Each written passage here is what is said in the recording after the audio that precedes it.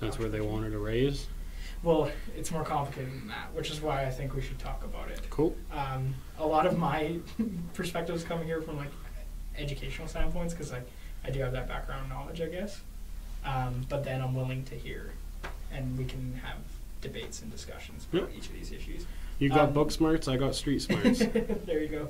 And then, yeah, those can be like our two focus, and then we can see how the audience reacts, because some of the stuff we might have like a lot of people getting upset with, you know, and then it's always good to have, are we good? Oh, okay. So, hello everyone, this is YQL Express. So today we're doing a little bit different thing. Devin unfortunately is going to take a week off, just needs some personal time, so today we have a guest host who you might remember from last week, or 2 weeks ago I guess now? October or something. Yeah, so it should be a familiar face here for everyone who's tuned in last, or I guess I keep saying last week. Last show, I guess is a better term. And so we're just going to focus, I guess locally is our plan today. Of course, for anyone in the audience, definitely feel free to get engaged, ask us questions. I'm looking forward to this episode because I think we were talking beforehand, and I think you and I will probably disagree on a lot. But that definitely makes for a good conversations, a good debate, discussion. As well with our audience, please engage. Like any questions you have, any comments you want to make, definitely post them down below. Because yeah, I guess when we talk about local stuff, it's always hit or miss. Sometimes people really don't care about local government because they're too worried with provincial or federal affairs. But at the same time, sometimes it's very important to us because these are things that we're facing every day, right? So this a lot is of where us we can grew up. This is our life. Yeah, and it's like these are things that affect you today, right? Like the federal or provincial government might say something, but today if the city makes a decision, that'll affect us within the week kind of thing. So I think it's always an important thing to talk about. Devin always gives me a hard time because I tend to focus a little bit too much on local government. So I guess with him taking a week off today, we have a perfect opportunity to talk about You're local out of the government. doghouse. Let's do this. Yeah, exactly. So the first thing we're going to start with is the article I'm sure most of our audience has seen. It's the Crime Index report. So what it was Maclean's magazine did this whole crime index report on Canadian cities and just where they're ranking in terms of crime statistics from the past time they did it, which, do you know the date for that? I think it was a 5-year cycle or something. Yeah, I thought I saw 2012 in the article or somewhere 2012, there. so yeah. like a 6 years, I guess, cycle for that. So it's not a yearly thing, which I think was like one of the first things that when I saw it on Facebook, everyone assumed it was a year increase. But it looks like it's going to be like a 6-year, 5-year kind of gap for most of this. But the big thing that like hit headlines was that Lethbridge ranked 3rd in the highest crime increase in Canada. So what that means, there's a lot of controversies on Facebook because people were assuming that meant we were like the 3rd biggest crime like city in Canada. But what that means is that we're the 3rd in terms of crime increase. One thing I will say is that we pretty much went from like nothing to a little bit. So in terms of like other communities around Canada, we still are safe. We're still a smaller community. Obviously, like we have like an increase of crime, but that doesn't necessarily mean that like this should be like a doomsday prophecy, in my opinion. You might disagree. I don't know. Someone in the comments might disagree.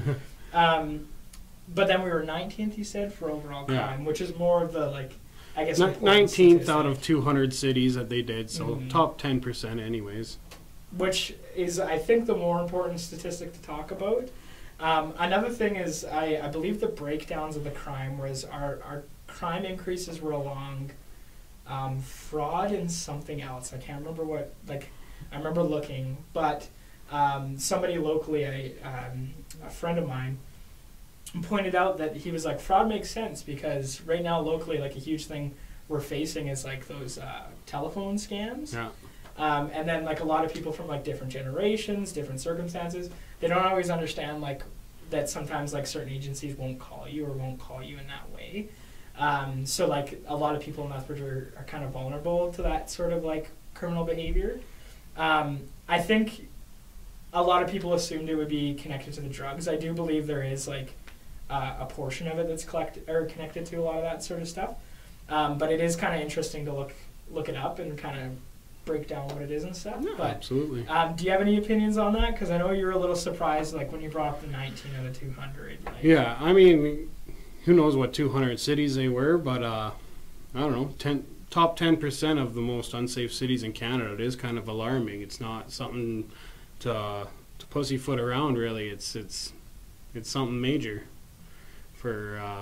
This is our city, man. We were raised here, grew up here. This is, for those who called Lethbridge their home for a long, long time, it's rather staggering to see that kind of number. So I see where everyone's coming from, but at least you clarified there that we're not the third most dangerous. It's 19.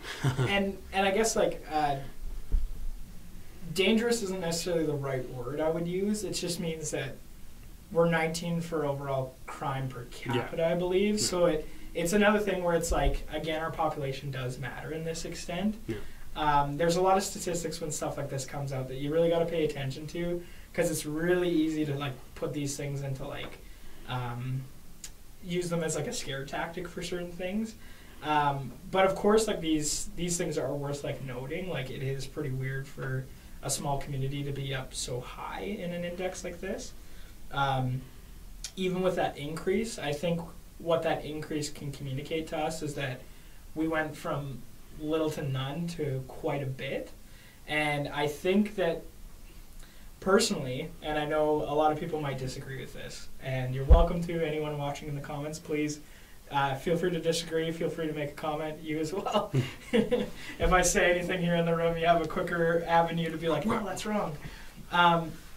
I think a lot of this comes from being a growing pain circumstance of being a small community that's growing into a larger center now. We are, if not over, we will be over 100,000 pretty quick here. It's kind of one of those things where it's like, if you really broke everything down, we've been at 100,000 for a couple of years. It's just more like official census finally hitting that number. There's a little bit more complications with that. I think a lot of this, though, will come from that, where it's like we're kind of at that awkward state as a community where we remember a time when it was way less intense here. It was quiet, traffic was normal, like you could kind of waltz around town and stuff like that. Yeah. Whereas now we are facing a lot of things that like bigger communities have, where, you know, like there's a little bit more worries about safety, there's a little bit more like crime, stuff like that, right? So I personally would boil a lot of this down to just the growing pains of being a small community growing to a larger center. But of course, like, there could be other factors that I might not be considering. Like, do you have any personal things on like what you think a lot of the origins are to like our growing crime and stuff like that, or our increase of crime? No, I mean, you pretty much called it growing pains of a city just growing in our census population. We're building out every which way from the city, right? So there was constantly more people moving here, and you know that's going to happen. That's how it goes, really. So, yeah, I mean, I think you hit the nail on the head there, really. Yeah, because like one of the things I think that's related to this that I think kind of like really points towards that growing pain kind of concept is the type of crimes we're experiencing. So. Car hopping, we were talking about briefly before the show started, stuff like that. I think that kind of like petty sort of crime like exists in major centers regularly. Like you park downtown, you come back, there's a chance your window could be smashed or your car could have been stolen, things like that. Where it's like a lot of that's like really shocking to people in Lethbridge because we all do remember a time when it was like you could stroll around and no problem and stuff like that. Yeah, absolutely, yeah. I also think like a lot of the comfort and safety during like the nighttime and around like populated areas was another thing that's kind of new to this community. People used to really kind of, I don't want to say we're spoiled because I don't think that's an appropriate way of looking at it, but I would say like we're definitely accustomed to like less intensive sort of realities where it's like, when you go to Calgary, when you go downtown during the nighttime and stuff, you have to have your guard up because anything could go wrong at any point. Where it's like some of that stuff is starting to come into the minds of community members here. And it is frustrating because we have been a community that's been so quiet before that's kind of weird to have to make that transition. Yeah, there's a weird in between because, you know, you look at all the threads on Facebook for whatever people post, but when we start talking about our city, you have lots of people who will not come downtown whatsoever anymore, right? Mm-hmm. And, you know, we're trying to revitalize downtown and we're trying to pick it up, but, you know, with the increase in crime and stuff, like we said, car hopping or whatever, right? So many people are just saying, I'm never going downtown again. And that's something we need to figure out, really. Yeah, because like right now, for those who don't know, like city council is in a budget cycle. So you've probably seen a lot of headlines about fee increases, certain like departments of the city getting more money than others, so on and so forth. So essentially what's happening is like a lot of these groups are approaching city council to be like, hey, we need this money, we need to ask for this, so on and so forth. And one of those groups that did engage recently was the Business Revitalization Zone, the downtown BRZ, as well as police. And police did ask for more funding so that they could better navigate the growing opioid crisis in the community. And then Lethbridge BRZ did ask for more money as well to address some of the concerns with downtown safety. It is complicated because one thing you'll hear on one side is that a lot of people do argue that there's a safety perception issue. So some people think that we view the downtown as being more or less safe than it is, when in reality it's pretty safe. I think that's complicated because I don't want to take that away from anyone saying that you can't be afraid to go downtown. But I would encourage people just to sort of face that stereotype themselves. You know, if you come downtown and you're genuinely fearful of your safety, then absolutely I'd encourage you to voice that concern and then maybe consider coming on here at certain hours, certain days of the week, so on and so forth. But what I personally think it is a perception of not understanding what you're going to face downtown. So I think with the current opioid crisis, a lot of people have in their heads that anyone who approaches you is probably going to be on some sort of substance, is probably going to be aggressive and violent. Often, though, these individuals, one, could not be on a substance. They could be homeless. They could be asking for change. They could be asking for directions, right? Like, I think part of it is just kind of learning what to expect when you go downtown and then what the realities are. Because somebody who, like, for myself as an individual, I frequent downtown, I think, probably daily. If not daily, at least 5 times a week, I'd say I'm down here. Just because there's a lot of local businesses I like to support. Even today, before the show, I stopped at, I guess this isn't product endorsement of any sort, but Meadow Lane, who's just a neighbor to us in this building. Have you been to Meadow Lane? They're a pretty neat little shop. No, yeah, no. It's a lot of like knickknacks, like home decor, stuff like that. But Harry Potter pin? Yeah, this is where I got my Harry Potter Hufflepuff pin and then the drink I'm drinking today. But yeah, I frequent shops like that. I shop at Showcase Comics, which is just very close to even the safe consumption site and stuff like that. Then again, though, I recognize that as an individual, I have a certain worldview that I understand that certain things that would really scare other people, I don't really worry about personally anymore because I look at it, I guess, a little bit differently than other people might. But yeah, like I've bought lunches for people downtown who have expressed financial need or issues with homelessness or drug use. I've bought them like drinks. I've given them, like usually during the winter I try to keep like socks and mittens in my trunk just in case somebody is walking around. You don't want them to get frostbitten. I'm sure that's not something that would really help them in that particular circumstance. So that's kind of how I want the community to solve a lot of these problems, is more by being like the concept of like killing them through kindness, where it's like the things you're afraid of, kind of approach them with the most kindness you can, right? Because like I have a personal philosophy. If you ever have a bad server, for example, I tip them higher. And I know that seems backwards, but my thought process is they must be having a bad shift. If you give them a good tip, that might be enough for them to realize, okay, maybe that customer who was upset with me earlier or something like that, it helps them restabilize. So I kind of look at that a lot of the ways when I approach people in downtown Lethbridge who might be part of a vulnerable community, is these individuals, you know, might just need a little bit of a pick-me-up, right? And sometimes that's just somebody willing to sit there and have a conversation with them.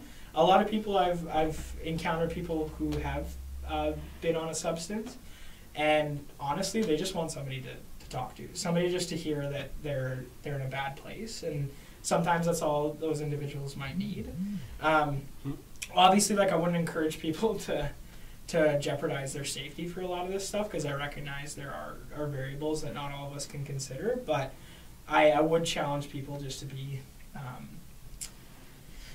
more critical of ourselves some days, you know? Like, we're often critical of the world around us, but, like, look at ourselves and be like, why are we thinking this way? Why are we sort of promoting this? Why are we not promoting this? So on and so forth. But yeah, like, especially right now with the budget cycle, you'll see a lot of issues being brought forward to council, which I think, do you want to talk about the council pay? Yeah, whatever you think is appropriate. Okay, so yeah, well, I guess our viewer count went up a bit, so maybe people want to hear about this one in particular. So yeah, this is a pretty controversial thing, I'd say, right now, especially just because this process in particular is a very confusing thing, especially for local governments. So what the context behind this is City Council is making a 4-year budget. And right now, one of the things being brought to the table is how much should a city councillor make, how much should the mayor make. And one of the reasons this is more important this year around is that due to federal rulings, what it used to be is that 1/3 of councillors' wages was tax exempt. And this was seen as a way to, like, offer these individuals sort of like a pot of money that they had that they could use for expenses to be in that position, because often there's travel expenses, stuff like that. They do have, like, a travel budget or a way to make claims, but often, you know, you just need access to certain things.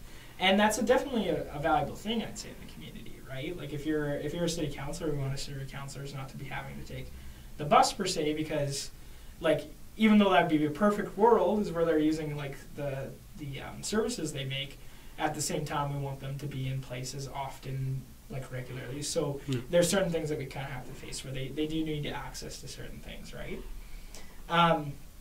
So the complication right now is that if 1/3 of their salary isn't tax exempt, then the conversation comes around, should they make more to account for that, or should their wages stay the same, but then our councillors would be less able to commit to certain things.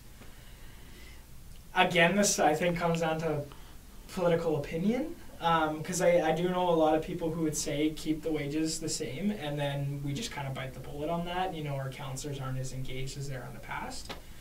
Some people might advocate for an increase. The thing that makes all of this incredibly tricky, though, is that there is a formula that our community uses, which keeps our councillors competitive and fair with councillors of similar circumstance. So, like, we cross-reference it with communities like Medicine Hat, Red Deer, and stuff like that. Which is a great idea, absolutely. Yeah, and that's usually where their pay increases come from. I can only speak as an individual to this because I don't represent the board that I sat on. But there was a community committee formed to talk about what should councillors make. Because before the election, I guess it would have been mid-cycle for the last council. The question came up, should councillors be full-time? And then if they're full-time, should they be should that come with an increase of pay, right? I sat on that, but I'm only speaking as an individual and stressing that with great importance. If you want to see what the committee felt, look up the documents for that, and I fully support our decision that we came to. But I will be speaking towards this as an individual just to help give some context, but I'm not saying this to undermine the position of that committee or the work that we did. I fully support it, and you can look up the fine details of all of that. I'm just saying that more to save myself from any cutback and stuff from this. But yeah, so that committee talked a lot about the background to stuff like this. So I think when these articles come out in the community, it's kind of tough because we have to ask ourselves, like, are they asking for a pay increase, which a lot of people assume it is, or is this part of a bigger process in how local governments work? Yeah. And I think the reality to this is how local governments work. They're weird. They're complicated. They're a strange half corporate, half government like entity, right? So this is kind of complicated. But I'd like to know if, like, any of our viewers are watching, like, what do you think is a fair thing for council? Like, are you in the camp that councillors should make the same rate they're making right now with no increase, but then understanding that comes with less engagement from them, or do you believe that they're entitled to a wage increase now due to that new federal rule? Or do you see some sort of like gray area, right? So, do you have an opinion of this? Yeah, I mean, like what you were saying before, if that board you're on, if they decide to go full time or part time and all that, yeah, if you go full time, you should be making more money. But as I see it right now, the state that Lethbridge is in, I personally say to keep it where it's at. We'll revisit this issue, come election time or next whatever, right? It's all about how much work you do and keeping up with the other cities as well, like you mentioned, Medicine Hat, Red Deer, that we're also getting info from them on what their counselors are paid and the amount of work they do. It's a great way to do that, but I think we should just keep it what we're at right now, and bring it up at a different time, because that's If I like remember correctly, like the board. It was an ad hoc thing that was created for this purpose and then disbanded. It's not a continuing thing. If I believe correctly, the official ruling was that board believed that part-time counselors was appropriate and a full-time mayor was appropriate, which is the model we have. And it's just again the conflict comes from if this formula declares that city councilors should make more money, then they will. There's no way to get around that, unfortunately.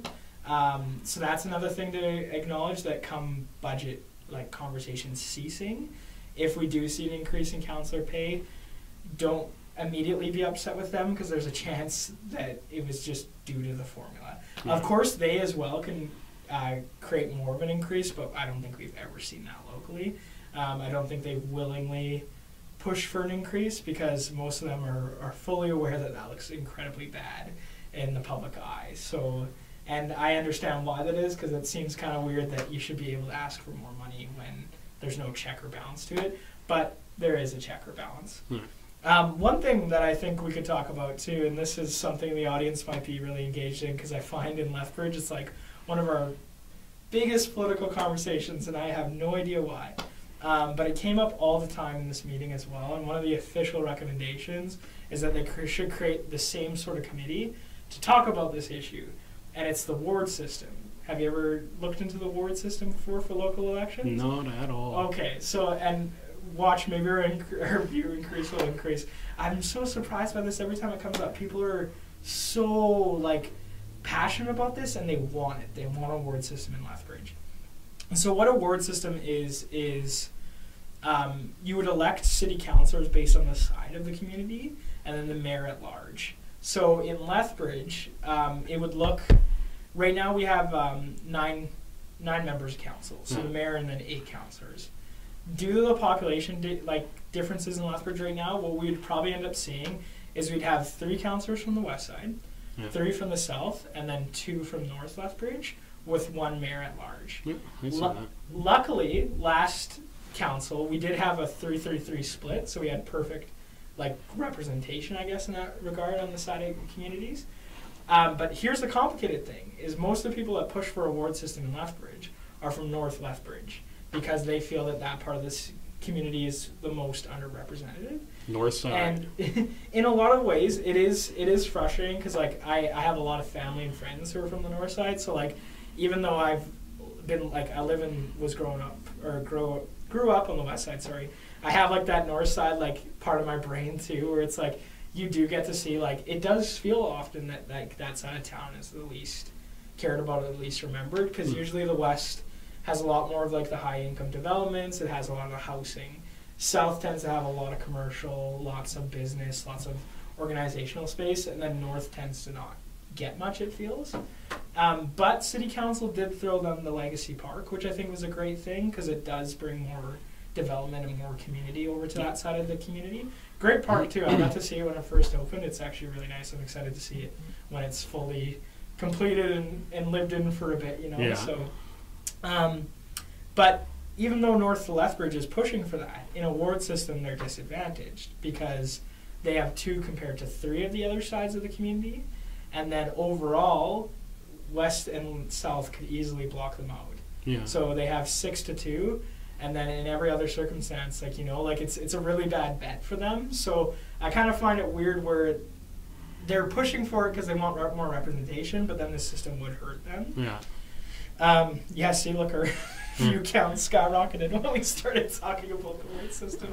I told you, seems like a good idea in theory, really, the ward system, but it does. But I think it was designed for bigger communities. Yeah. So the whole concept of a ward system was that once you kind of start hitting that point when your neighborhood hits 1,000 or 100,000 people or 50,000, that's when you need a ward system. Yeah. So Calgary works on a ward system, and it makes sense. Yeah, Calgary, absolutely.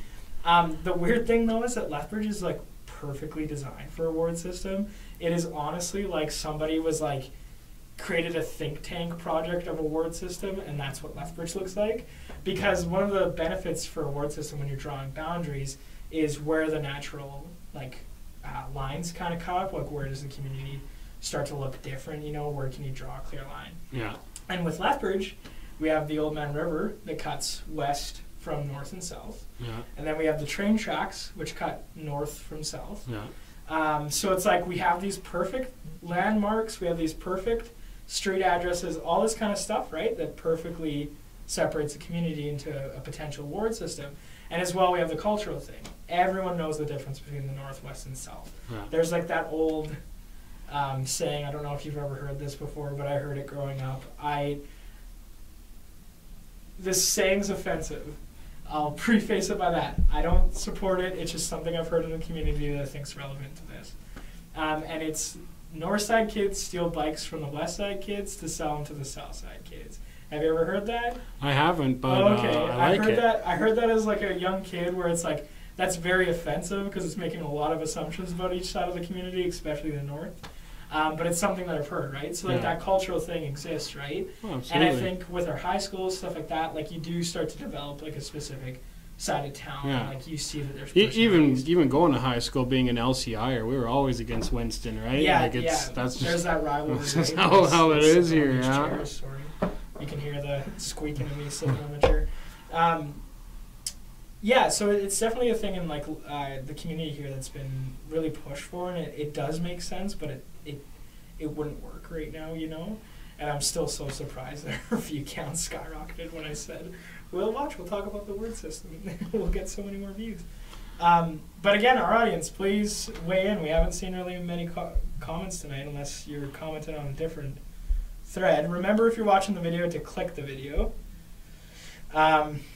Just because if you're like watching it from like someone else's timeline or something like that, you might be commenting on their post, not on the video, so we might not be seeing your comments. But please feel free to engage, like say anything that comes to your mind that you think is relevant towards like the crime index report, counselor pay, anything regarding to the ward system, stuff like that. What are some other things that's come up locally? I'm trying to think. I don't know, but our viewers should give us some subject here to talk That's what about. I'm trying to get. Like, come on, somebody post a comment. You got questions to ask us. We can open it up to provincial, federal, and international news. But hey, did everyone check out the weed store that's open? Oh, there you go. That is an interesting, I guess, local thing. Is we've had how many shops have opened for cannabis now? As far as I know, we still have there's only the one that's open, but the other 2 to 4 are pretty much ready to go anytime. I think they're just awaiting product and all that. They got the AGLC confirmation, and they're good to go, just awaiting product. So, which is the one that's open? On Mayor McGrath Drive south there by New Leaf Cannabis, that one's called. Oh, okay, yeah. I went and checked it out on Monday. It's pretty interesting setup. But yeah, Lethbridge viewers, have you, since weed has been legalized, what's your thoughts? Have you noticed anything? Has anything changed really? I myself have not noticed any change. I mean, it's all still the same as it used to be. I don't see people walking down the street smoking joints. Like, I don't know if you've seen anything like that, but no, I was actually really surprised because I thought there was going to be a lot more like obvious out in the streets, sort of like celebration and stuff like that.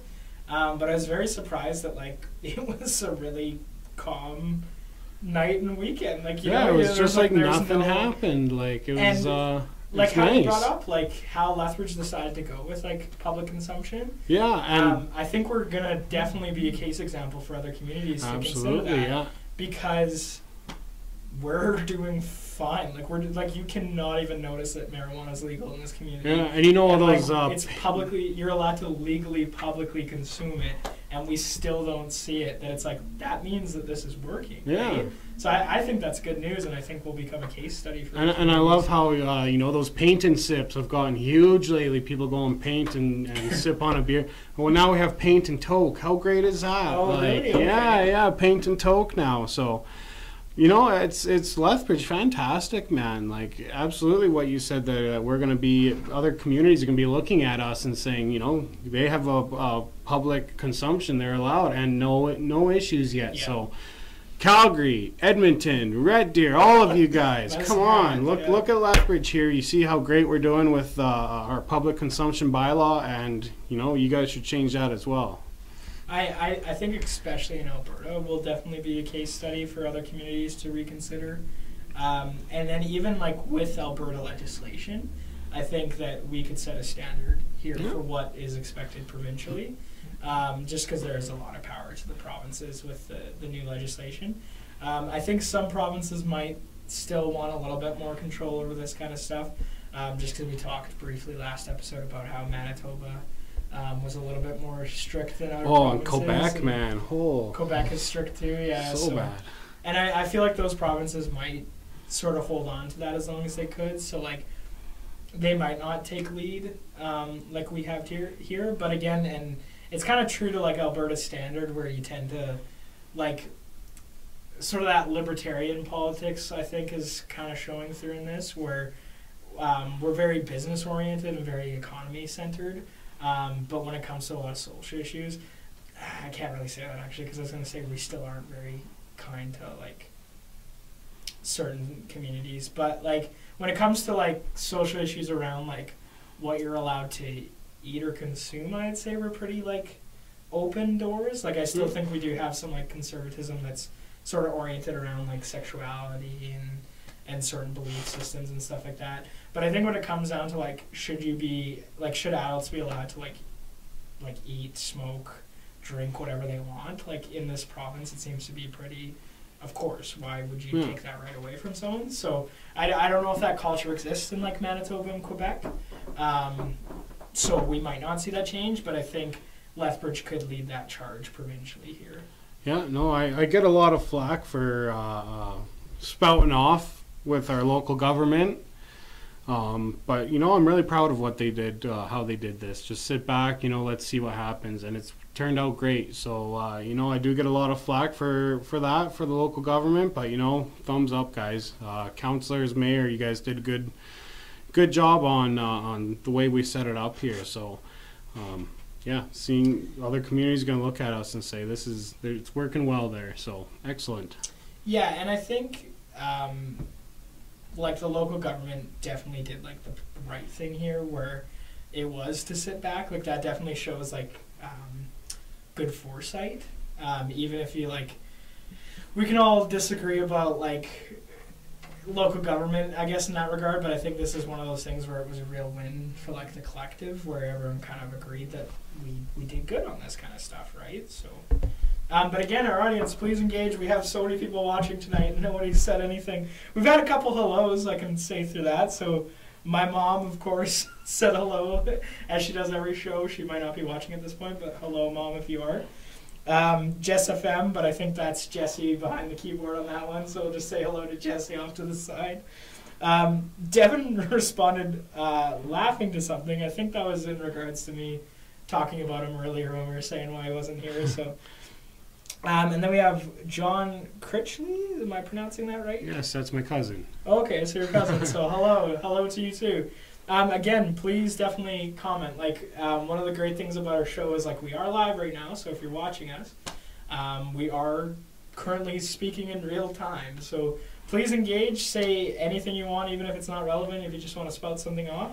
Part of our show is the interactivity of it. So just having that ability to engage with our audience. So if we run out of stuff to talk about, I'm going to start making fart noises here.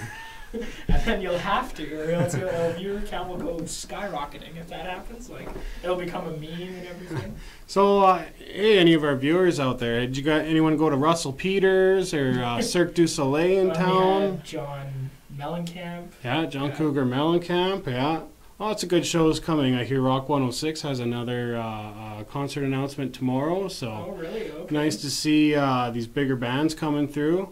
I got to do the teardown for Cirque du Soleil, and that was absolutely the most mind-blowing thing I think I've ever done. Like, Yeah. it was just the craziest thing I've seen. The amount of stuff and people, and like, I've loaded out lots of different concerts and stuff, but to the extent of that, Cirque du Soleil was absolutely crazy. So Yeah. that was pretty cool to see them in town, and I hear lots of people absolutely love that show. So Okay. if yeah, I hear that's always like, because it's come here before, hasn't it?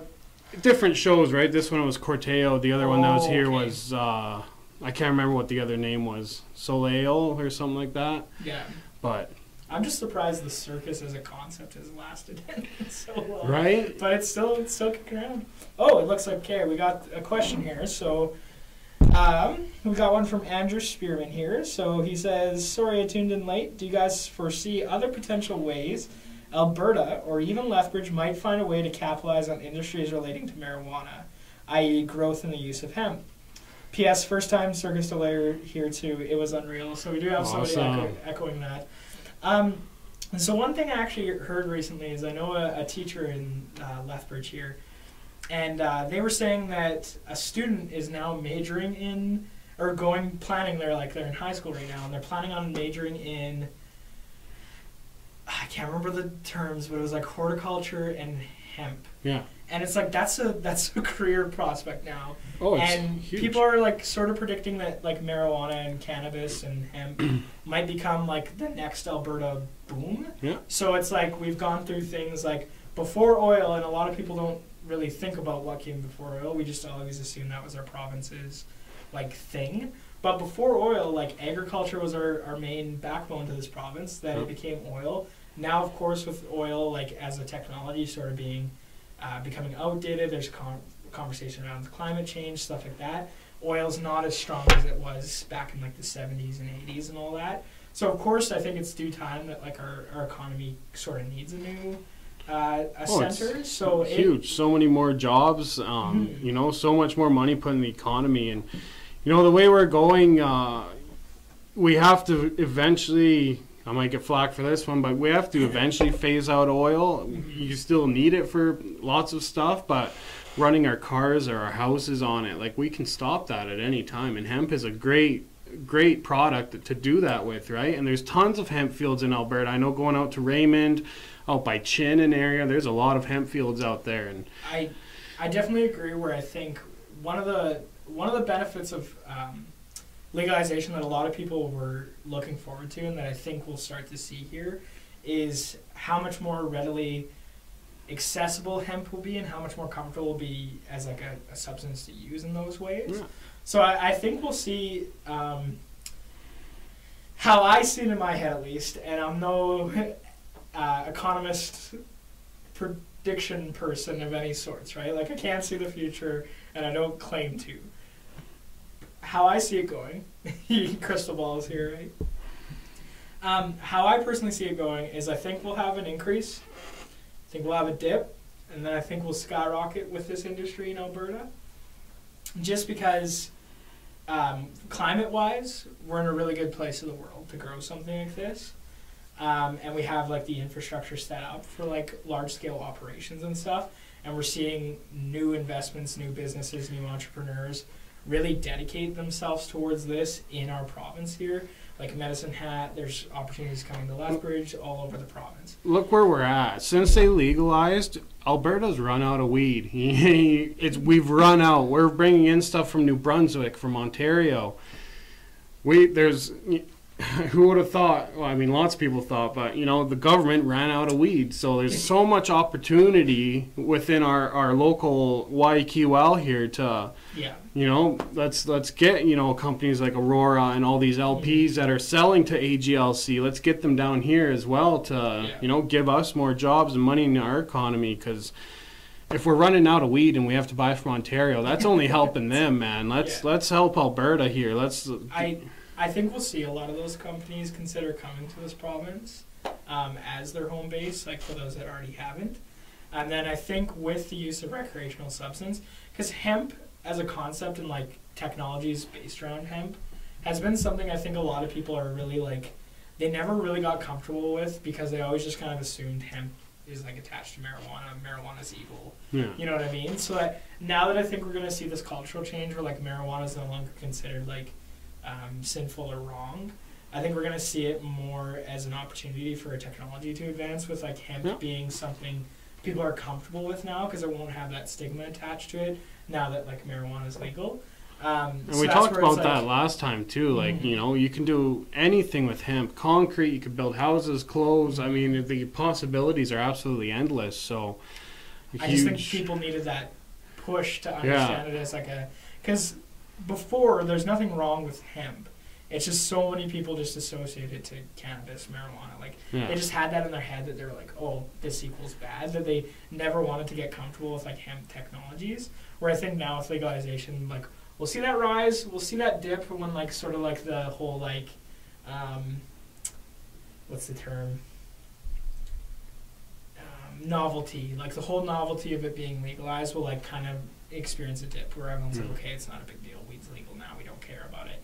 But I think we'll see an increase when we realize like, oh wow, there's so much more we can do with this substance now, and we'll see that industry kind of boom. Like I don't think it'll be necessarily recreational marijuana that'll be the boom. I think it'll be the use and cultivation of that plant that'll be the boom, and like what opportunities it can bring to our communities. So and absolutely. In regards back to the question, I think in terms of Alberta, we'll see a lot of companies come here. I think we'll see a lot of growth in Alberta.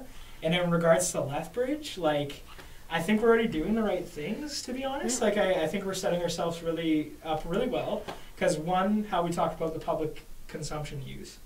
That's huge because we're the only. And Medicine Hat is our rival, right? Yeah. Medicine Hat is getting one of the biggest marijuana grow ops in all of history, and they're our rivals, man. So we got to have something. They've always been our rivals. Exactly. So we got to have something here that we can. Now it's Lethbridge versus Medicine Hat for who supplies more weed. Production, but yeah, I do think Lethbridge is on the right track. We already have such a good business community here that I think we have that opportunity in Lethbridge that we'll see a lot of entrepreneurs come here. And we're already seeing that with how we talked about different stores opening up that will sell recreational marijuana. And then again, as more legislation rolls out with edibles, certain things about like, can you serve it with liquor, et cetera, et cetera. Like I think we'll see a lot of cool businesses opening up around the community. So yeah, just to answer that question, I would say Lethbridge is on the right track. We just got to stay to that course. And then I think Alberta will see a lot of progress and stuff. So we got another thing here. I never figured you would be for this type of thing. A good discussion. Oh, fair enough. I think, because you guys kind of like ribbed me the last show about trying it and stuff like that. Have you tried it yet? I won't talk about that publicly yet. But it's something I'm definitely curious about. Like I wouldn't consider myself a stake in the mud, but I like to follow rules and laws. I think that's an important thing. But I think I'm happy it's legal. Like for me, I never wanted to consume an illegal substance, but I never wanted it to be illegal. You know what I mean? So it's like I want to play by the rules, but I want the rules to be fair to everyone. So, it looks like we got another question here.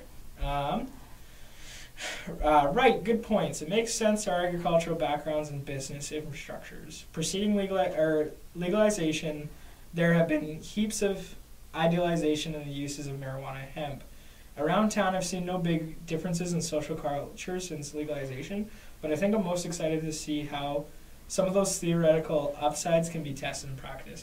That's a good point. And like we did kind of talk a little bit about like the whole culture, like there wasn't a change. Like we kind of said, like you couldn't really tell it was legal here. Yeah. Other than lineups, out the door, I didn't notice anything really. Yeah, exactly. And I think part of that, right? Like part of that is a bad thing, because I do think a lot of our community still opposes it. They're just not willing to be like, they're not willing to work to oppose it. And I know that sounds really rude, but I'm being honest. I don't think a lot of people who oppose it are willing to fight for it to be recriminalized. Sorry. So I'd agree that like there wasn't a lot of social change here. But yeah, I think it'll be interesting to see, because I think there is a little bit of idealization. Like, I don't think hemp's perfect, but I think there's a lot of technologies we can get from it.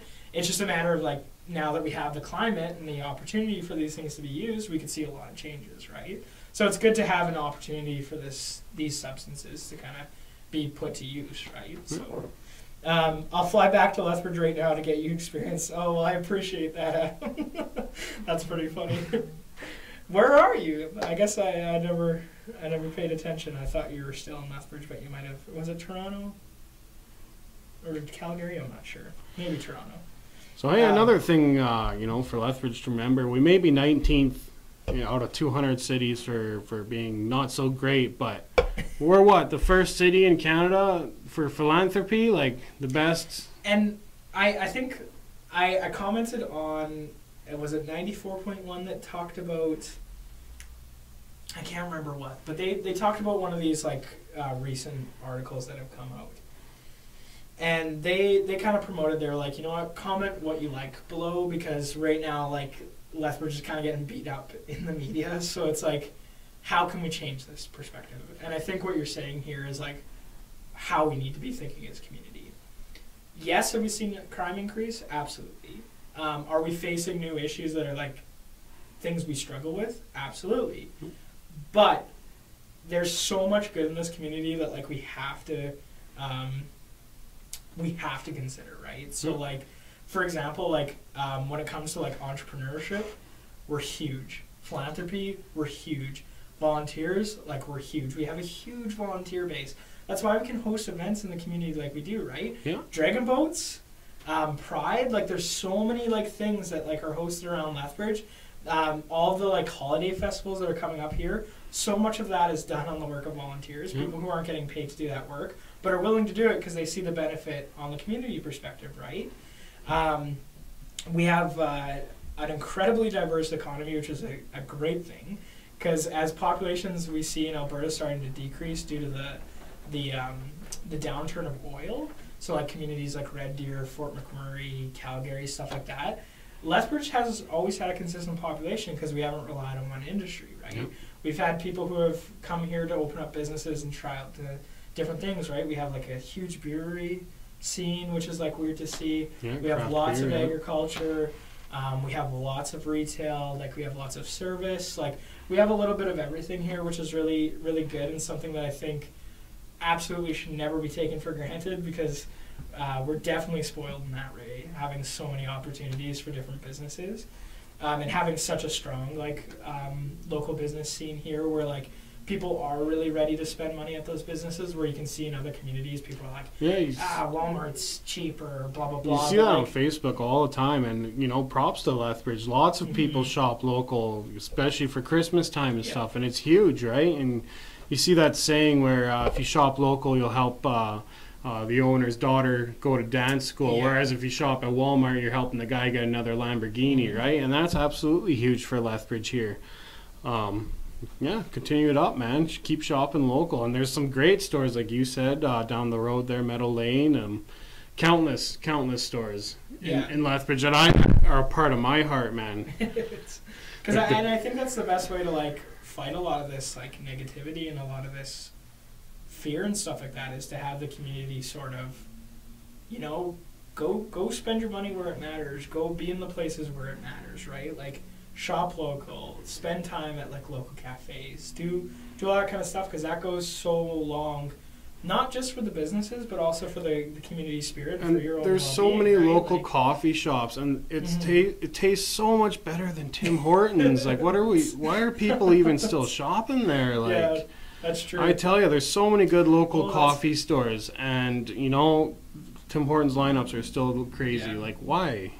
That's like I'm thinking in my head, right? Like there's, you're thinking about like, go to McDonald's to get a hamburger, but like, have you ever been to Dylan's Burgers downtown here? I have not yet. Oh, boy. I've heard amazing things. They are very good, and like their restaurant is like the most comfortable little thing. Like they're in a little like half lot beside like King of Trade area, like on that road. Their food's great, and like the owners are really nice. Like they'll come and talk to you and stuff, and they'll have a conversation with you, which I really appreciate. And yeah, like they're really nice there. Like I was mentioning Meadow Lane. Like they let me like take way longer than I should have at their store today, trying to make a final choice. They're very nice. Like between Hufflepuff and Slytherin, or what? Well, no, I was thinking about buying a Harry Potter wand, and I couldn't make a decision when I told them I'd be back. But yeah, and then like every week I go to Showcase Comics, if anyone knows who that is. That's another local business here because I'm a nerd. There's so many like good local businesses.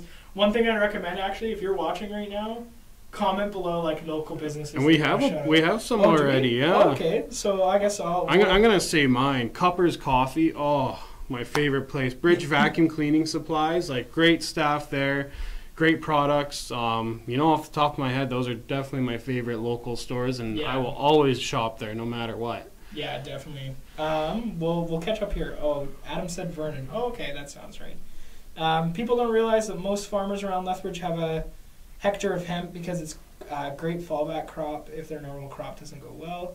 People just need to see that, drive around and look at hemp fields. That's a really good point, actually. Like, I didn't even think about it in that regards, but that's actually a really excellent point to one of the benefits as well, because that sort of supply can go a long way for a little. That if a farmer just dedicates a small patch of land, like, and a crop season goes bad, that's a good idea. So thanks for bringing that up. Since we're on the topic, Scylla is hands down my favorite store for gifts, especially for all things lesbian. That's a really good point. Like, have you been to Scylla? I have not, no. I went to Scylla one day just to check it out, because like at first I thought it was just kind of like a boutique. It's kitty corner to the Club Cigar Shop, like right across from Galt Gardens. Like, there's like the Pawn Canada, I think it's called, Galt Gardens, Club Cigar, and then Scylla. Oh, okay. So it's like right beside the Owl. Okay, yeah. So I at first thought like Scylla was like a boutique store or something like that, but I decided to go in, and like they have a lot of cool like Lethbricana. What would you want to call it? Like not Americana, but Lethbricana. Like it's like stuff that's like Lethbridge themed and oriented. So if you ever want like sort of like a cool like Lethbridge like keepsake and stuff like that, like is a good place to go. Like they have really cool like maps and different Lethbridge themed clothing. Yeah, that's awesome. That's good because Christmas is coming up, so throw Amazon out the door there and let's shop local. Because like there's so much cool stuff you can find here. Andrew likes Cuppers as well, man. That Bad Coffee. It's literally called Bad Coffee. That's the brand of it. Yeah. So good though. I'm getting goosebumps telling you, man, because it's just absolutely mind blowing. That's funny. Oh, Piggyback Poutineery. I haven't been there yet. Actually, I hear nothing but good things. I like poutine, but I don't like it enough to have gone there yet. But like one day, I definitely want to try it. Have you been to? Yeah.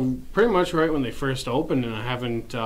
I don't do much downtown. Yeah. I'm just too busy. I don't really ever come down here. So when I do, Piggyback is pretty great. I miss Red Dog sometimes, the green dogs I had. There's Chef Stella, Plum is great. Good. Plum's good. I guess we mentioned the owl, but we didn't. Yeah, the owl, Plum. The owl's a great Chef Stella, she's fantastic. Telegraph, yeah.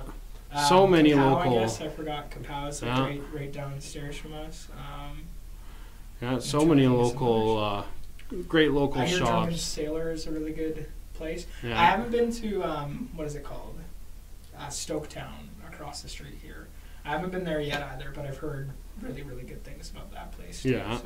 And there was that new, that old building there right before you go down to the West Side Hill there, Connie Bear Mercantile, I think they're called. I haven't been there yet. I went in there today, and I must say it was a pretty cool experience because they're all dressed in like old school clothing, and it looks like you're from the 1890s. They kind of made it like a classic general store. Yeah, and they have fresh farm eggs there from the Hutterite colonies, and I absolutely love farm eggs, so I went and checked it out, and I was quite impressed. So heck yeah. Yeah, because I heard they opened just recently. How Sweet Inc. is single-handedly responsible for success of my students. LOL. I can't motivate them. Bonbons from How Sweet Inc. get them going. Oh no, how sweet! Like I've been there like quite a bit recently too. My parents love it. They're huge like candy fanatics. That place is really good too, and like the service there is like real. And like again, I want to stress this though. Most of the local business, I think, went out in personality too, because everyone I've met at a local business has been like nothing but nice, nothing but kind, very courteous, and that's something that's very like important. I think about local business is like the concept that like this could be your neighbor or this could be someone that you see every day. Like it's really really refreshing to have that kind of community here, right? Johnny Bean Coffee? I don't think I've... That's on 13th Street there, pretty much across from Tim Hortons. Oh, they make a new, wicked though, cold brew. Yeah. Are they new? Yeah. Okay. Well, I mean, newer. They're in one of the historic buildings. Yeah, right? yeah, okay, that's I have right, seen yeah. their signage. Yeah, that place looks really good too. So Yeah, he makes a great cold brew. there you go. My mom says love sweet eggs. See, I told you. My mom and my dad are candy fanatics. I am too. So like they stop by there every once in a while. They're a really good company. So you guys do that Bean Boozled challenge or what? Don't do Bean Boozled. I'll say that. We haven't personally, but like at one of my jobs, we get Bean Boozled in there. So like we've tried and stuff. Oh, bad! It's bad. Like I think your and Devin's next episode should be the Bean Boozled challenge. The Bean Boozled challenge. We'll do like political commentary, and if you get like something, you have to spin it, and you have to take a risk. There you go. Yeah. Because like the Harry Potter Birdie Bots, which are like the same thing. They're just straight gross flavors. Those ones aren't as gross as what comes in Bean Boozled. Really? Like, oh, Bean Boozled. Don't bother playing it because, like, for example, one of the options you have is peach or vomit. Yeah. And it actually tastes like real sour vomit. milk or coconut. Like they are 100% accurate and they are gross. Like, don't do Bean Boozled. Is Johnny Bean Coffee beside? Isn't there a new escape room there? Because I think we have 3 escape rooms. I know there's Escape from LA. The Great Escape, and then I can't remember what they're called, but I think they're by Johnny Bean Coffee. Oh, I didn't know we were getting another one there. Yeah, it's really cool because that's 13th, right? Yeah. Yeah, 13th is like really getting new business because I remember like it used to be like a really like you would drive along there almost like Mayor McGrath where it's like every shop there was like something you need to go. But like over the last couple of years, like they've lost a lot of tenants who have retired or kind of aged and stuff. Yeah. But now we're seeing like a lot of like new life being breathed into that area, and it's great because like how we were talking earlier about like how the north side doesn't always get first dibs or like as much like industry or like traffic as south and west get. That it's really good to see that kind of stuff go back to the north side. Oh, absolutely, yeah. And if only people could drive the speed limit down 13. That's true. Oh. Do you mean too fast or too slow? Oh, everyone goes too slow down 13th. 30, 40 kilometers an hour, especially on Sundays. Yeah, I think it's because it's narrow. It's a narrow road that I think people are more scared about bumping into each other, but they go a little bit slow. But I can see your frustration for sure. But yeah, that's a good street. I half grew up. Players Bench, another local store, 13th Street. Is that that's the hockey gear store and all that, yeah. Okay, that's another good one. Greens Pop Shop? Oh, boy, Greens. I don't know if anyone watching saw my thing with Greens, but I live like very close to where the Greens on the west side was. And I frequent that store from like the age of like 5 until it closed. I was heartbroken when Greens West like closed. Oh boy, that hurt me so bad. I almost did a news article on it, actually, where I made this huge post and then I shared it to Roast and Toast. I made a toast for Greens and like I shared like my experience and like a lot of people came on and shared theirs and stuff. And then the news contacted me for it, but it never ended up going through because I believe the individual who sold that location, because what it was a local man owned it, and then when he was retiring, his family didn't want it anymore, so they sold it to this other gentleman, and then this other gentleman just decided that it was too hard to keep the 2 locations open, so he sold the west and is keeping the north. Yeah. Oh boy, I was heartbroken. I had a tough couple of weeks after Greens closed. I used to go there like every day before like I had class, before I had work, like stuff like that.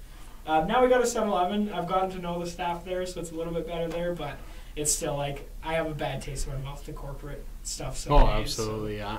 It was sad to lose that local business, but again, please keep commenting local businesses you love. Some you miss. Like I'm trying to think of ones that have closed in the last little bit that I've been sad to see go. I'm not sure. Don't remember.